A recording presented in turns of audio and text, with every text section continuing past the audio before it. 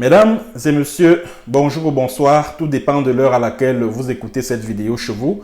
Je m'appelle Michel Biemton, journaliste web camerounais, et merci de faire confiance à cette chaîne YouTube de l'engagement sociopolitique. Merci de vous abonner massivement à cette chaîne.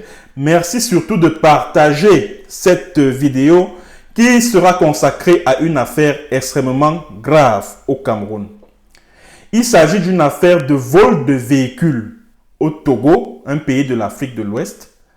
Une affaire dans laquelle se trouve impliqué un haut cadre de la présidence de la République, très bien connu d'ailleurs. Il s'agit d'Oswald Baboké. Il est directeur adjoint du cabinet civil de la présidence de la République. L'année dernière, il a mis en mission un jeune homme âgé de 33 ans au nom de Ntangamogo Clément Didier. Il a mis en mission ce jeune homme pour aller conduire une opération visant à braquer des personnes, des personnalités au Togo, de leur voler des véhicules et par la suite acheminer ces véhicules-là au Cameroun. Et à cette époque-là, Oswald Baboké voulait offrir un véhicule, une voiture, à son épouse, une Mercedes GL63. Je ne vous en dirai pas plus. Mesdames et messieurs, je vous invite à écouter un reportage de la TVT, la télévision nationale togolaise, sur cette affaire. On écoute, mesdames et messieurs. Les Camerounaises ont été appréhendées par la direction centrale de la police judiciaire pour tentative de braquage. Ils ont été présentés ce matin à la presse. Le récit des faits avec Clarisse Atiké.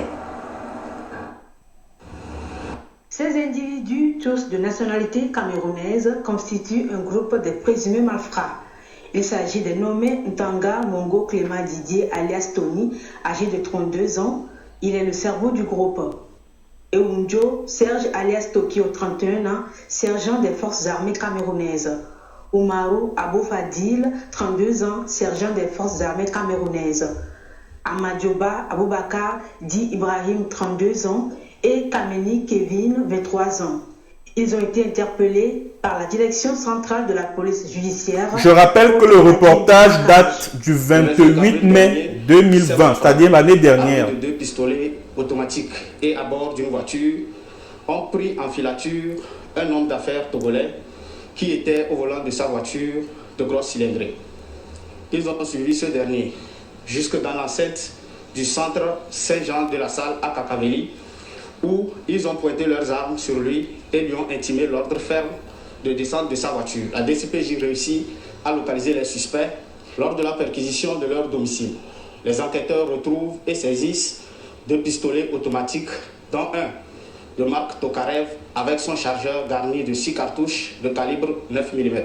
La poursuite des investigations nous a permis de savoir que le cerveau de la bande, le nommé Ntanga Clément Didier alias Tony, se disant homme d'affaires et revendeur de voitures, a reçu une avance de 36 millions de francs CFA d'un commandant de l'armée camerounaise en service à la présidence camerounaise. Il s'agit du chauffeur d'Oswald Baboké, le nommé Zoa Joseph Olivier, au port de Cotonou. le commandant en question. Tony contacte le nommé Oumarou Abou Fadil, sergent des forces armées camerounaises, pour que celui-ci lui trouve une arme pour sa sécurité durant le voyage. Le sergent Oumarou Abou Fadil, à son tour, contacte le soldat Essimbi Francis, magasinier d'armes de la brigade du quartier général de Yaoundé, qui accepte de soustraire du magasin le pistolet automatique de marque Tokarev. Ce pistolet sera loué à Tony pour un montant de 700 000 francs par semaine. Après 2 semaines, l'arme louée n'est pas rapportée et à la suite d'un contrôle, le soldat Essimbi Francis, ne pouvant pas justifier de l'absence de l'arme, est mis aux arrêts. Son complice, le sergent Oumarou Abou Fadil, qui avait déjà vendu un pistolet factice au sieur Tony, déserte l'armée avec son complice Eunjo Ele Serge, également sergent des forces armées camerounaises. Les deux militaires se lancent à la poursuite de Tony afin de récupérer l'arme en question. Ils le rejoignent au Bénin et le trouvent en compagnie du nommé Kameni Kevin. Ce dernier réussit à les convaincre de venir au Togo pour commettre des braquages en ciblant une voiture, une Mercedes G63 ou tout autre véhicule. La voiture qui était destinée à la femme de Baboké. La DCPJ, après 3 semaines d'investigation, interpella les suspects le 20 mai dernier au quartier Agoué à Lomé. Je suis venu au Togo, j'ai rencontré plusieurs. Ça, c'est Ntanga Mogo Didier, là, alias Tony qui parle. Là. Ils ont pris mes téléphones, ils ont pris la peine de vous savez tout ce que se disait. Mais la pandémie nous a bloqués sur le territoire. Je tiens à souligner qu'on n'est jamais venu ici pour faire quoi que ce soit comme un mal. Mais on a été obligé à une situation. Le coronavirus nous a bloqués sur place. On a eu une seule et mauvaise intention. On a tenté d'arracher l'argent au monsieur, ce qui n'était pas pour nous, quoi. Donc, hormis, on n'aurait pas l'intention de l'arracher la voiture, de le faire quoi que ce soit. Ces présumés malfrats, ayant reconnu les faits qui leur sont reprochés, vont être mis à la disposition de la justice afin de répondre de leurs actes. La population est donc invitée à plus de vigilance. Voilà. J'espère que vous avez donc suivi le reportage de la télévision nationale togolaise, la TVT, sur cette affaire. Il s'agit de jeunes gens qui ont été envoyés au Togo pour aller braquer des personnalités et leur voler leur véhicule. C'est de cela qu'il s'agit. Mais, mesdames et messieurs, j'aimerais attirer votre attention sur le fait que ces jeunes gens qui ont été interpellés à Lomé au Togo et qui se trouvent encore en détention, dans un lieu de détention à Lomé, c'est-à-dire, ils sont les membres d'un vaste réseau, d'une vaste association criminelle et mafieuse. Parce que, comme vous le savez, le Cameroun a la réputation d'être un pays dirigé par une association criminelle et mafieuse. Je ne cesserai jamais de le dire.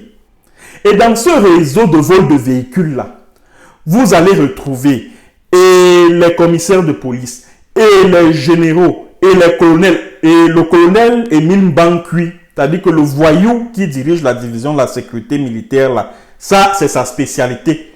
C'est-à-dire que monter des gangs de bandits, des groupes de bandits pour aller voler les véhicules des gens, ça c'est sa spécialité. Dans ce réseau, vous trouvez les commissaires, les colonels, les généraux, les ministres, les hauts cadres de la présidence, dont Oswald Baboké. Et comme vous l'avez suivi dans le reportage, des jeunes soldats, des sergents de l'armée camerounaise ont été mis à contribution pour cette opération. Et depuis que ces jeunes gens sont en prison, ils ont été complètement abandonnés par leurs commanditaires qui se trouvent tapis au sommet de l'État du Cameroun. Et mesdames et messieurs, je vais vous inviter à écouter le message de Ntanga Mogo Clément Didier qui m'a été envoyé il y a quelques jours par une source anonyme. Je vais vous inviter à écouter ce témoignage-là parce qu'il s'adresse à M. Oswald Baboké qui l'a complètement lâché. On écoute donc M. Clément Ntanga Mogo alias Tony, mesdames et messieurs. Bonjour, je m'appelle Tony Mogo. Je fais cet audio par rapport à la situation que je traverse depuis avril 2020 au Togo. Et concernant le chauffeur de Baboké, M. Zoa, qui m'a mis en contact avec le ministre par personne interposée, c'est-à-dire lui-même. Donc, tout ce qui s'est passé, c'est à lui que je rendais compte. Et il me faisait des captures d'écran du ministre, il m'envoyait tous ces posts dans mon portable. Voilà. Et toutes nos conversations également, même les menaces. Il parle de Zoa Joseph Olivier, le chauffeur d'Oswald Baboké. Je n'arrivais pas à faire ce qu'il demande. Et le ministre ici, c'est Oswald Baboké. Et c'était dur, quoi. Même quand bien j'ai eu l'accident Les chauffeurs sont morts. Mon chauffeur était décédé à Cotonou avec mon petit cousin. Ce monsieur n'a même pas pu m'envoyer 5 francs pour faire rapatrier les corps. Ouais. J'ai tout fait. Il est parti voir mon papa, il a appelé mon papa, il a remis 50 000 francs. Imaginez-vous, c'est-à-dire, tu paies 2 personnes à l'étranger, dans son travail, dans son boulot qu'il m'a confié. Comme participation, c'est 50 000. Je suis resté calme, je suis resté calme. Bon voilà, le problème est arrivé. Il a monté plusieurs personnalités au Cameroun, jusqu'ici au Togo, pour me mettre dans les problèmes, dans la merde. Monter une histoire, genre je suis braqueur, on a fait ceci, mais dans tout ça, il n'y a aucune preuve, hein, juste pour déstabiliser monsieur le ministre. Et de tout ce que je sais, je ne suis jamais entré en contact avec le ministre. Et je continue à dire que si le ministre a été indifférent jusqu'à aujourd'hui, c'est parce qu'il ne connaît pas la vraie version. Je sais que si ce monsieur m'écoute, comme je voudrais qu'il puisse m'écouter, qu'il puisse entendre la vraie version, qu'il puisse entrer en contact avec moi et pour les soldats, les ministres, enfin, je veux dire les hommes en tenue, pour le chauffeur, son propre chauffeur avait envoyé, parce que c'est pas moi qui les ai fait venir. Et c'est par rapport à ces armes-là que nous sommes retenus en prison, parce qu'ils sont venus avec le PA de l'État. Vous entendez? La voiture regardez comment le Cameroun est géré. Vous-même, ça c'est une république, ça la république. Jamais réagi c'est une république, ça. De l'argent d'après, c'est dire des gangsters. Et qu'il était question que la voiture arrive au Cameroun pour finir le reste. Chose qui était déjà impossible parce qu'ici, on achète la voiture avec l'argent et après on met en route. Le reste pour notre paye, ça peut attendre. Mais les vendeurs par ici et ils prennent leur argent sur le champ. On a essayé d'expliquer cela à ce monsieur en vain. Il a été catégorique. Quand il savait qu'il ne pouvait plus justifier la perte d'argent auprès du ministre, ils ont organisé tout ce qu'ils ont organisé là. Donc, ce que nous voulons, ce que je voudrais, moi, Tony Mogo, on a saboté mon nom et raconté du n'importe quoi. Je suis en détention avec 5 personnes, 5 Camerounais.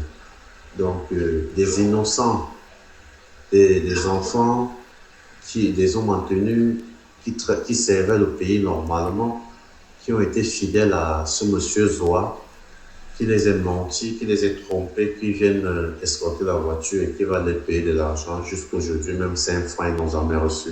Voilà. Même pour manger par ici, c'est carrément très difficile. Vous voyez. Heureusement que la justice togolaise a été très clément envers nous. C'est-à-dire, ils nous ont apporté le soutien minimum, mais par rapport à tout ce que Zoa a organisé là-bas au Cameroun, raconté, qui nous persécutent par ici, eux-mêmes ils disent, bon, voilà ce que votre pays raconte. Nous, on va faire comment? On va seulement regarder d'abord. Vous voyez. Je voudrais entrer en contact avec le ministre Babouké, qu'il puisse connaître la vraie version et la réalité. Jusqu'aujourd'hui, je reste réservé. Voilà. Vous avez donc suivi Tony Ntangamogo Clément Didier, alias Tony, qui est réputé qui a fait la prison au Cameroun parce qu'il a été condamné à 20 ans de prison ferme pour ces mêmes histoires de braquage, de vol de véhicules, etc., etc. Il a fait la prison pour les mêmes faits. Mais ce réseau puissant, qui est constitué de tout ce que je vous ai cité, les colonels, les commissaires, les généraux, les hauts cadres de la présidence, ont fait des mains et des pieds pour le sortir de prison.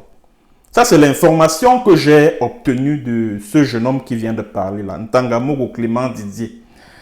Alors, c'est l'occasion, je profite de cette occasion pour m'adresser aux jeunes Camerounais, plus précisément à ceux-là qui prennent du plaisir à se mettre au service de la pègre qui dirige le Cameroun en ce moment. Chers jeunes gens, j'espère que vous voyez, vous-même vous avez vu ce qui est en train d'arriver en Ntangamogo Clément. et à tous les jeunes soldats qui ont été envoyés au Togo pour aller braquer, pour aller effectuer des opérations de braquage, de vol de véhicules, etc., etc. J'espère que vous-même, vous voyez ce qui leur est arrivé l'année dernière et ce qui leur arrive. Ce que je vais vous dire, c'est que ces gens au service duquel vous êtes, ces ministres, ces hauts cadres de la présidence de la République, ces commissaires de police, ces officiers de police, ces colonels, ces généraux, pour qui vous effectuez des opérations d'assassinat, de vol, de braquage, de ceci, de cela. Pour le moment, ils vous mettent à l'aise parce que vos opérations aboutissent. Vous avez de l'argent, beaucoup d'argent, qui vous permettent de mener grand train, qui vous permettent de construire des villas cossues, bref, qui vous permettent d'avoir une vie meilleure. Mais quand arrivera la galère, quand les opérations pour lesquelles vous êtes mis en mission par ces gens-là vont tourner kazakh, ils vont vous ignorer royalement. Regardez ce qui arrive en Tangamogo, Clément. Depuis qu'il est en prison au Togo, est-ce que vous avez... Qu'est-ce que Oswald Baboké a fait pour lui? Rien. Vous avez suivi le témoignage tout à l'heure de ce jeune homme-là, où il dit que au cours de cette opération, il a perdu un de ses proches. Et pour organiser le deuil, le chauffeur d'Oswald Baboké a envoyé quelle somme? 50 000. 50 000 francs. Comme participation. Pour les obsèques de ce jeune homme-là. Qui est d'ailleurs son cousin. Qui était son cousin, pardon, parce qu'il est décédé. Vous voyez donc ce qui arrive quand vous êtes au service d'une pègre. Quand vous êtes au service de mafioso, d'une association criminelle et mafieuse. Voilà ce qui vous arrive. Vous êtes comme quand vous vous retrouvez dans le ndem, comme on dit au Cameroun. Ils n'ont plus votre temps. Hein. Ils vous abandonnent dans votre pétrin. C'est terminé. Ils ne vous considèrent même plus. Et d'après les informations que j'ai obtenues, Ntangamogo ne peut même plus payer ses avocats parce qu'il a contacté des avocats de renommée internationale, puisque son affairisme lui permettait voilà, de mener une vie de luxe, voyager en jet privé, construire des villas à gauche, des villas à droite, rouler dans des gros cylindrés, etc., etc. Mais depuis qu'on a confisqué et son téléphone et sa carte bancaire au Togo là-bas, il ne peut plus s'acheter quoi que ce soit. Et il a été complètement abandonné par tous ceux-là qui se sont servis de lui.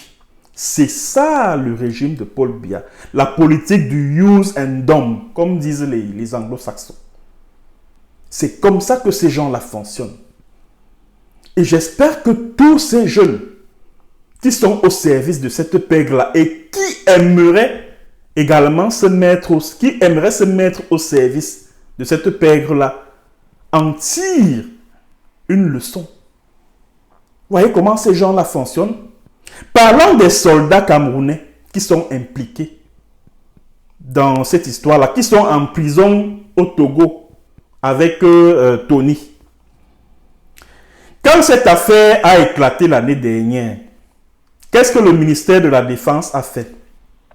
Le ministère de la Défense, à travers son chargé de la communication, à Tonfax Serge Cyril, a rendu public un communiqué dans lequel il énonce que, bon, écoutez, c'est vrai que ces sergents, ces seconds maîtres étaient des soldats de l'armée camerounaise, mais nous ne les avons jamais envoyés aller faire quoi que ce soit au Togo. C'est-à-dire que le ministère de la Défense s'est lavé les mains complètement. Pourtant, c'est des gens qui travaillaient pour certains hauts gradés de l'armée camerounaise. Pour certains hauts gradés de l'armée camerounaise. Le ministère de la Défense s'est lavé complètement les mains. Et quand Tangamogo vient dire que voilà, tout ce qu'on a raconté sur lui, c'est du n'importe quoi, mais vous avez suivi le reportage de la chaîne de télévision togolaise, où il passe complètement aux aveux. Il passe complètement aux aveux. Donc, c'était donc ce que j'avais à dire concernant les rebondissements dans l'affaire de vol de véhicules, une affaire impliquant un haut cadre de la présidence de la République, le monsieur Oswald Babouké, directeur adjoint du cabinet civil de la présidence de la République. J'espère que vous étiez très heureux d'écouter cette histoire. Merci de partager massivement cette vidéo. Merci et surtout d'avoir écouté. On se retrouve très bientôt pour une autre séance et sur un autre thème sur cette même chaîne. Bonjour ou bonsoir.